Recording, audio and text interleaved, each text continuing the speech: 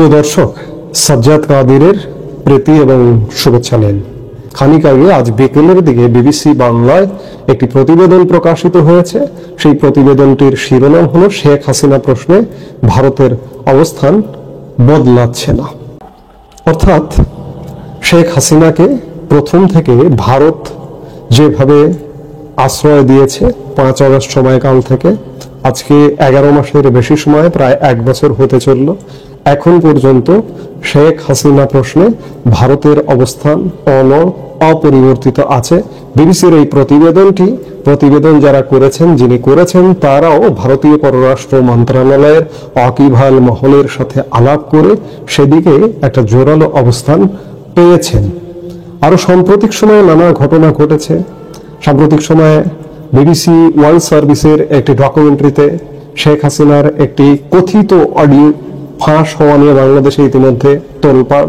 সেই audio প্রসঙ্গেও BBC ভারতের পররাষ্ট্র মন্ত্রণালয়ের কাছে যাচাই করবার চেষ্টা করেছেন, কিন্তু ভারতের পররাষ্ট্র মন্ত্রণালয় কিংবা ভারতের দায়িত্বশীল ব্যক্তিরা, কর্তা ব্যক্তিরা এখনো পর্যন্ত শেখ হাসিনার প্রত্যর্পণ নিয়ে অনড় অবস্থানে।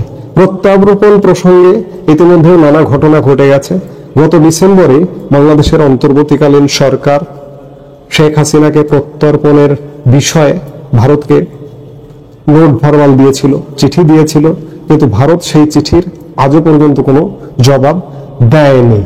মৌখিকভাবে জাস্ট একটি সংবাদ সম্মেলনে পররাষ্ট্র মন্ত্রণালয়ের নিয়মিত সংবাদ ব্রিফিংয়ে স্বীকার করেছিল যে আমরা এমন একটি পেয়েছি, এবং সাথে এই প্রশ্নটাও করেছিল যে বাংলাদেশের মতো এই মুহূর্তে একটি অনির্বাচিত সরকার কোনো দেশের নির্বাচিত সরকারকে এমন চিঠি কি দিতে পারে? ভারত অবস্থা দৃষ্টে মনে হচ্ছে যে এখনো তেমন অবস্থানেই আছে। এবং এই প্রতিবেদনে বলা হচ্ছে যে আজকে শুক্রবার ভারতের পররাষ্ট্র মন্ত্রণালয়ের নিয়মিত সংবাদ ব্রিফিং হবার কথা।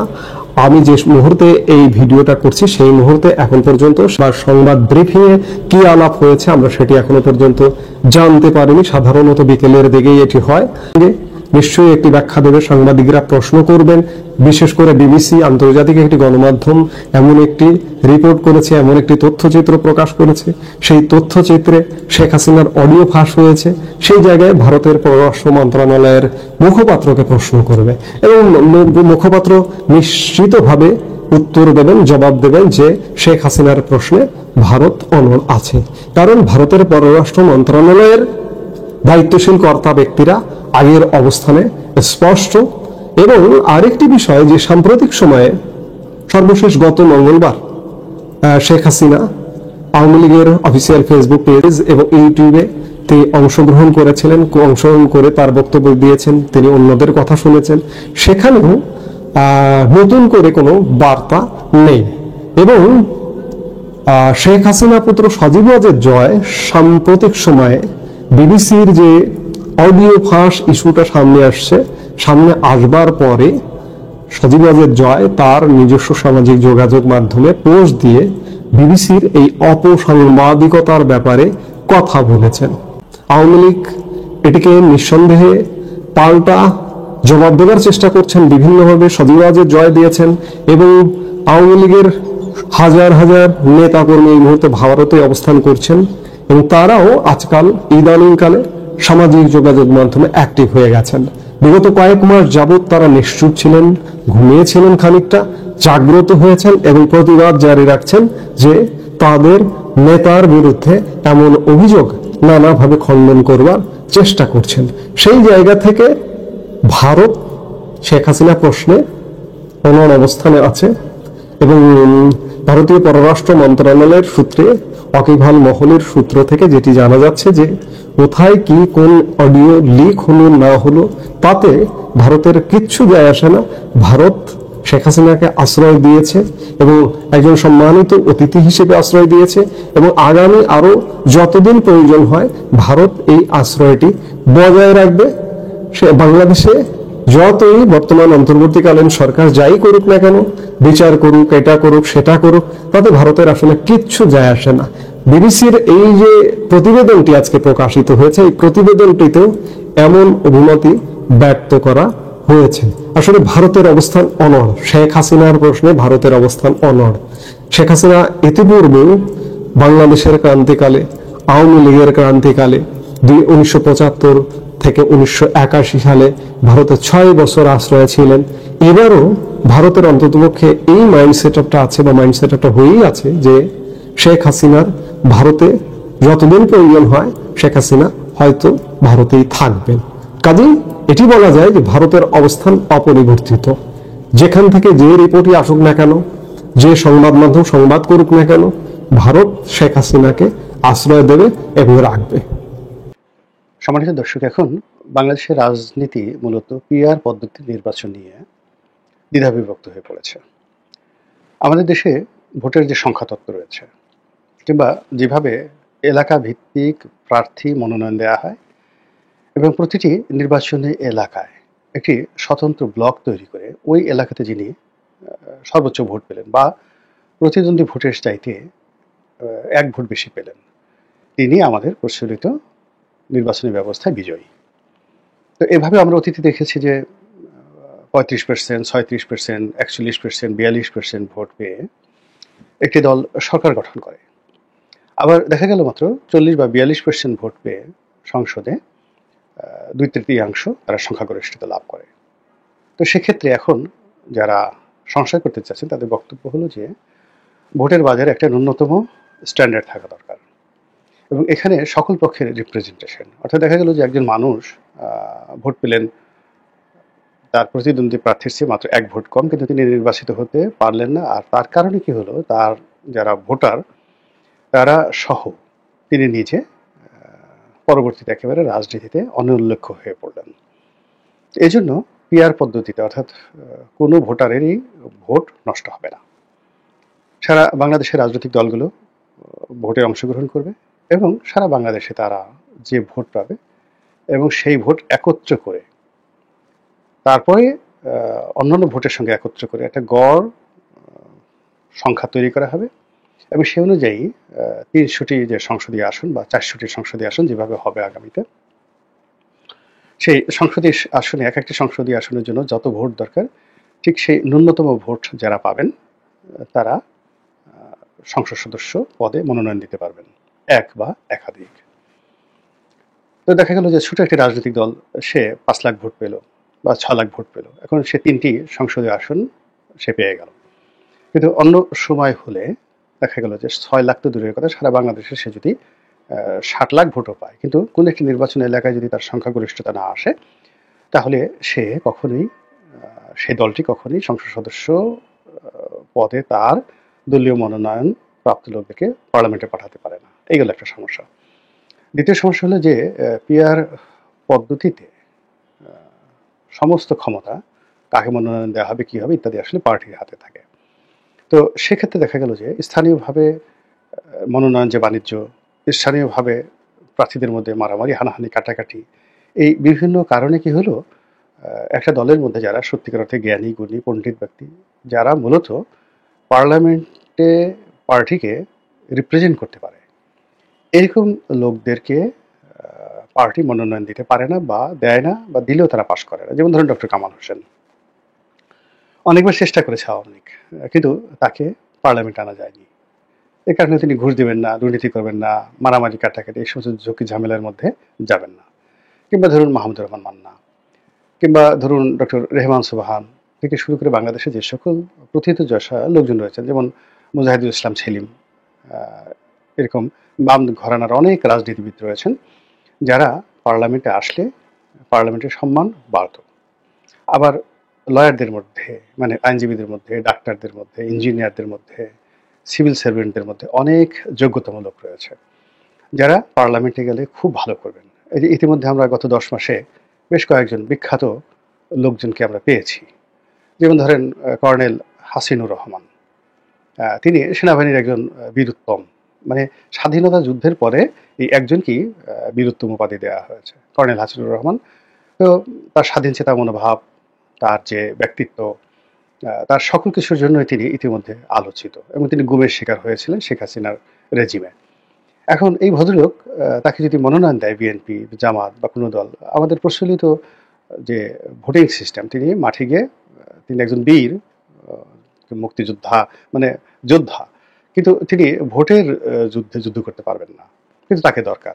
এখন এই যে পিআর পদ্ধতিতে যদি কোনো একটা দল এরকম কর্নেল হাসিনের মতো লোক, বা এই যে ব্রিগেডিয়ার নাসির, যাকে ইতিমধ্যে পার্সোনা নন গ্রাটা করা হয়েছে, কথাবার্তা বলে খুব বাংলাদেশ এই মুহূর্তে বেশ জনপ্রিয়, কিংবা ওই যে বিডিআর পিলখানা হত্যাকাণ্ডে যিনি এখন কমিশন করা হয়েছে, কমিশনের প্রধান মেজর জেনারেল ফজলুর রহমান, এরকম অনেকগুলো মানুষ সামরিক ক্ষেত্রে যারা খুবই যাকে বলে নাম করেছেন, অনেক নাম করেছেন। পুলিশের মধ্যে এরকম অনেক আছে, তারপর নৌবাহিনীর মধ্যে অনেকে আছে, সিভিল সার্ভিসের মধ্যে অনেকে আছেন, যেমন ধরেন আবু আলম শহীদ খান।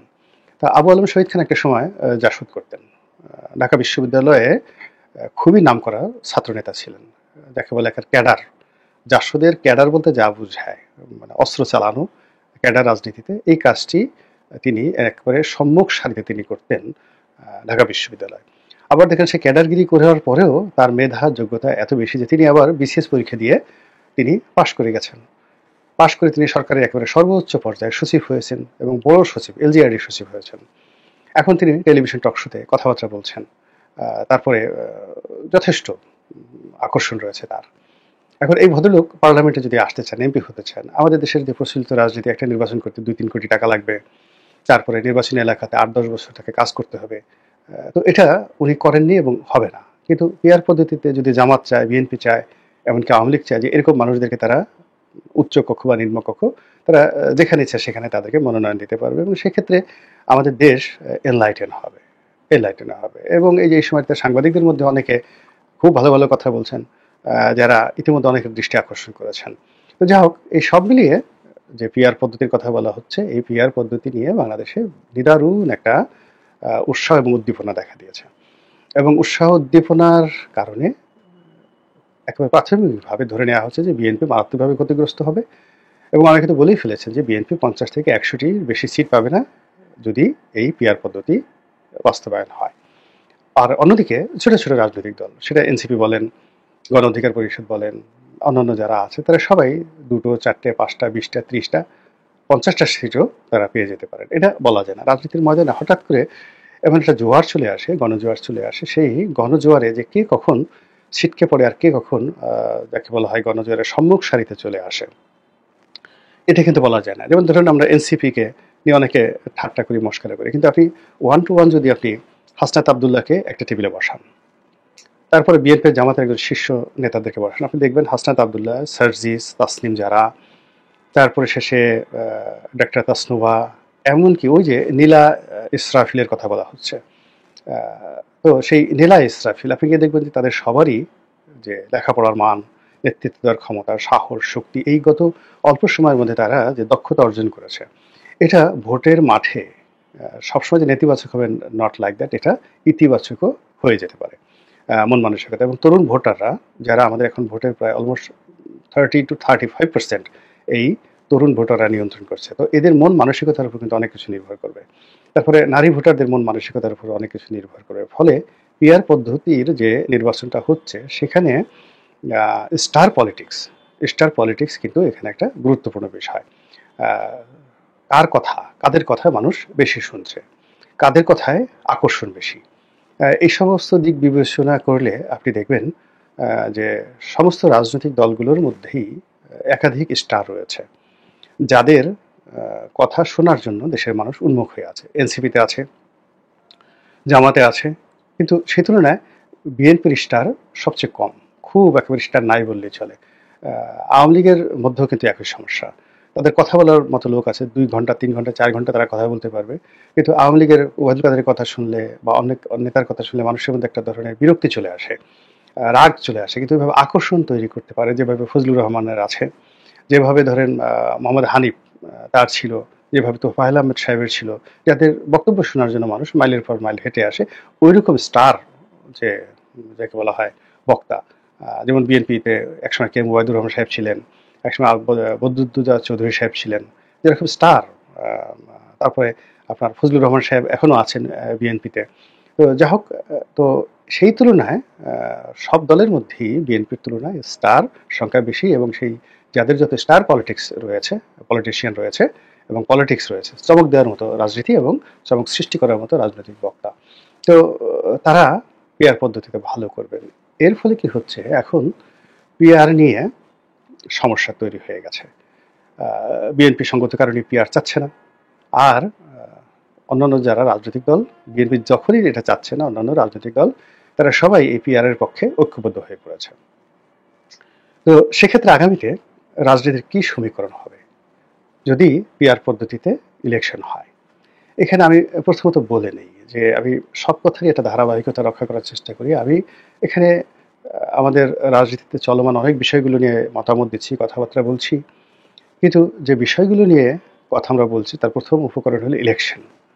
আমার ব্যক্তিগত অভিমত হলো যে এখন যে পরিবেশ পরিস্থিতি রয়েছে সেক্ষেত্রে ইলেকশন হওয়ার 2-4 বছরে আমি কোনো সম্ভাবনা দেখছি না।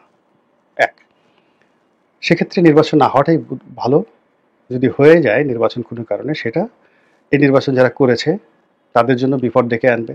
নুরুল হুদার জীবনে যেভাবে বিপদ ডেকে নিয়ে এসেছে, হাবিবুল আওয়ালের পক্ষে যেভাবে বিপক্ষে এই যে তার নির্বাচন 2024 নির্বাচন যেভাবে তার গলার কাটা হয়েছে, এইভাবে আগামী নির্বাচন এখন যারা অনুষ্ঠান করবেন তাদের জন্য গলার কাটা হবে নির্বাচনে।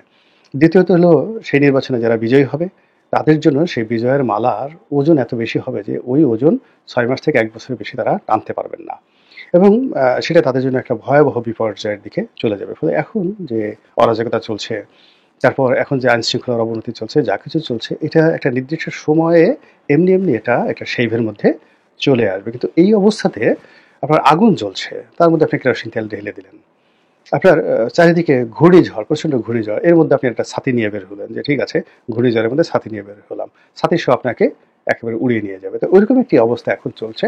তো সেক্ষেত্রে যে আমরা যে নির্বাচন নিয়ে কথা বলছি, পিআর নিয়ে কথা বলছি, এটা অনেক সুদূর পড়া হতো, কিন্তু তবুও যেহেতু এগুলো নিয়ে আলোচনা হচ্ছে, শরীর গরম রাখা দরকার, আলোচনা শুনতে চায়, আমরাও করতে চাই, এই জন্য এই কথাগুলো বলা। কিন্তু আমার কাছে যেটা ব্যাপার হলো যে আগামীতে পিআর টিআর এসব কিছু হবে না, এইসব সংস্কার যা কিছু দেখছি না এইসব একটাও হবে না, কিন্তু আলোচনা করা দরকার, আমরা সেটা করছি। সেই আলোচনার মধ্যে ধরে নেই যে ধরুন পিআর পদ্ধতিতে একেবারে সরকার উইন করলো, এখন উইনের সরকার উইন করলো এবং তারা পিআর পদ্ধতিতে নির্বাচন তারা করতে চায়। বিএনপি ধরুন একেবারে শেষ সময় ম্যাজিক্যালি রাজি হয়ে গেল, all on a sudden, unexpectedly, যা কেউ আশা করেনি। কিন্তু এখানে বিএনপি দুটো শর্ত তারা এখানে দিয়ে দিল। এক শর্ত হলো থ্রেশহোল্ড। এটার অর্থ হলো যে জামানত বাজেয়াপ্ত হয়ে যায়, অর্থাৎ ন্যূনতম ভোট পাওয়ার যে একটা বিধান, সেটা যদি সংযুক্ত করা হয়, যেমন একটা নির্বাচনী এলাকা ভিত্তিতে একজন প্রার্থীর ন্যূনতম এত ভোট পেতে হবে। তো যখন পিআর পদ্ধতি হবে তখন সারা দেশে যে যদি 12 কোটি ভোট হয় বা 10 কোটি ভোট হয়, তাহলে সেই ভোটের কত পার্সেন্ট ভোট একটা রাজনৈতিক দলকে পেতে হবে, এই জিনিসটি সংযুক্ত করে দেওয়া হলো। তো সেক্ষেত্রে এখন যদি 1% ধরা হয়, যে 1% বা 2% বা 5% ভোট না পেলে জামানত বাজেয়াপ্ত হবে। তো এক্ষেত্রে বিএনপি বলতেই পারে যে বর্তমানে যে বিধান রয়েছে, একজন প্রার্থীকে তার মোট ভোটের এত অংশ যেটা পেলে তার জামানত থাকবে অথবা জামানত বাজেয়াপ্ত হবে, ঠিক সেই নিয়মটাই বহাল করা হোক। সেক্ষেত্রে টোটাল ভোটের যে অংশটি না পেলে তার জামানত বাজেয়াপ্ত হবে, এরকম যদি একটা বিধান দেওয়া হয়, 98% যারা মানে প্রার্থী এখন স্বপ্ন দেখছেন বা দল দেখছেন, তাদের সবারই জামানত বাজেয়াপ্ত হবে। কারণ সারা দেশে দেখা গেল যে যদি 2% ভোট হয় তাহলে মিনিমাম 2 লাখ ভোট পেতে হবে, মানে 2 কোটি মানে 20 লাখ ভোট পেতে হবে। 2% বা 1% হলে আপনি 10 কোটি ভোট, তার 1% কত, 10 লাখ ভোট পেতে হবে। তো 10 লাখ ভোট যদি কোনো একটি রাজনৈতিক দল না পায়, তার জামানত বাজেয়াপ্ত হয়ে যাবে। সে 9 লাখ ভোট পেলেও তার একটা সংসদ সদস্য পদ সে পাবে না। তো এই ক্ষেত্রে আপনি একটু বুকে হাত দিয়ে বলেন তো যে বাংলাদেশে কোন রাজনৈতিক দলটি আছে যে সারা বাংলাদেশে তার কথা শুনে, তার বক্তব্য শুনে, কোনো রকম সংগঠন ছাড়া টেকনাফ থেকে তেঁতুলিয়া পর্যন্ত 10 লাখ ভোট তাদেরকে দেবে? অথবা কয়টা মানে রাজনৈতিক দল আছে যারা 3 থেকে 4টি নির্বাচনী এলাকাতে টার্গেট করে তারা যদি সর্বোচ্চ চেষ্টা করে 10 লাখ ভোট তারা পাবে? আমার কাছে মনে হচ্ছে যে 98% রাজনৈতিক দল এই মুহূর্তে যারা ঘোরাফেরা করছে, তারা এই যে নির্বাচনের যে থ্রেশহোল্ড বা সর্বনিম্ন ভোট পাওয়া, এই ক্যাটাগরিতে তারা হারিয়ে যাবে, এবং এই কাজটি বিএনপি করবে খুব সুকৌশলে। নাম্বার 1। নাম্বার 2 হলো যে এখানে প্রার্থী ঘোষণা, প্রার্থী ঘোষণা কি আগে হবে না পরে হবে? তো এই জিনিসটিও বিএনপি খেলবে এবং বিএনপি বলবে যে নো, আমি আমার প্রার্থী দেবো, 300 আসনে আমি আমার প্রার্থী দেব। এবং বিএনপি যেভাবে তার ৩০০ আসনে প্রার্থী দেবে, তাদের নাম তালিকা থেকে শুরু করে সব কিছু, এবং সে সকল প্রার্থী তাদের যে বায়োডাটা থেকে শুরু করে সব কিছু আগে থেকে প্রমাণিত করা থাকবে। এবং সেই প্রার্থীগুলো এভাবে বিকল্প থাকবে যে কোনো কারণে প্রার্থী যদি তাদের ঋণ খেলাপির কারণে বা অন্য কোনো কারণে তাদের প্রার্থীটা হারায়, তাহলে বিকল্প তাদের প্রার্থী থাকবে। তারা 2 সেট প্রার্থী করে রাখলো, প্রথম সেটে 300, দ্বিতীয় সেটে 150 যদি কোনো কারণে বাদ পড়ে যায়। তো সেক্ষেত্রে এই যে 300 প্রার্থী, তারা যে নির্বাচনী এলাকাতে যেভাবে তারা তৎপরতা দেখাবেন, ওটা মোকাবেলা করার মতো মানে যাকে বলা হয় জামাতের বা অন্য যে রাজনৈতিক দলের, মানে এটা 5% অ্যাবিলিটিও তাদের নেই, কোনো জায়গাতে নেই। এমনকি জামাতের আমির বলেন বা জামাতের সাধারণ সম্পাদক গোলাম পালোয়ার বলেন, তারা যে তাদের নির্বাচনী আসনগুলো আছেন, সেই আসনে বিএনপির যে প্রার্থী থাকবেন তার সঙ্গে মোকাবেলা করবেন। তো এই জিনিসটি জামাতকে যথেষ্ট বেগ পেতে হবে। জামাতে ধরেন 4 থেকে 5 জনের যদি একটা টিম ধরেন, এর বেশি না।